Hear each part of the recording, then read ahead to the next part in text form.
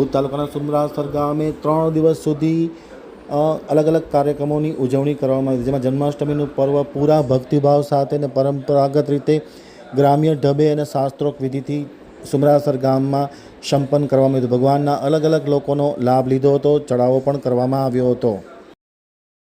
ગઈકાલે જન્માષ્ટમી પર્વની પૂરા વિશ્વમાં ઉજવણી કરવામાં આવી ત્યારે ભુજ તાલુકાના સુમરાસર ગામમાં પણ ત્રિદિવસીય ઉજવણી કરવામાં આવી હતી, જેમાં સાતમના દિવસે સવારે 11 વાગે ભગવાન શ્રી કૃષ્ણની આરતી, ત્યારબાદ આઠમના દિવસે ગોરમાના બેસણા તેમજ રાત્રે 12 વાગ્યે ભગવાન શ્રી કૃષ્ણનો જન્મ થાય ત્યારે મહાઆરતી, રાતના 12 વાગ્યે બાળકૃષ્ણ તેમજ નોમના શ્રી કૃષ્ણ બળરામ અને બાળકૃષ્ણ તેમજ વાસુદેવની ચિઠ્ઠી ભગવાનના ચરણોમાં સમર્પિત કરીને ઉપાડે છે.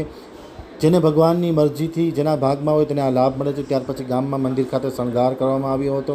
આઠમના દિવસે સવારથી જ ભગવાનના દર્શન કરવા માટે મોટી સંખ્યામાં ગ્રામ્ય લોકો ઉમટી પડ્યા હતા. સ્થાનિક કલાકારો દ્વારા મહારાસનું આયોજન કરવામાં હતું. સાંજે 5 વાગ્યે ગોરમાનું શામૈયું કરવામાં આવ્યું હતું, જેમાં ચાડ રણછોડ ગોપાલના ઘરે ગોરમાના બેસણા થયા હતા. રાતના 12 વાગ્યે ભગવાન શ્રી કૃષ્ણનો જન્મ થયો હતો. ત્યારબાદ રુદ્ર શ્યામજી ગાગલને બાળકૃષ્ણ અને નોમના દિવસે સવારે કૃષ્ણ મંદિરથી આહિર સમાજની વાડી સુધી શોભાયાત્રા નીકળી હતી, જેમાં બાળકૃષ્ણ ચાડ લાલો દામજી અને વાસુદેવ ચાડ ધનજી સૌજી તથા મોટા શ્રી કૃષ્ણ ચાડ નિલેશ શામજી અને બળરામ ચાડ શ્યામજી દેવકરણ રહ્યા હતા.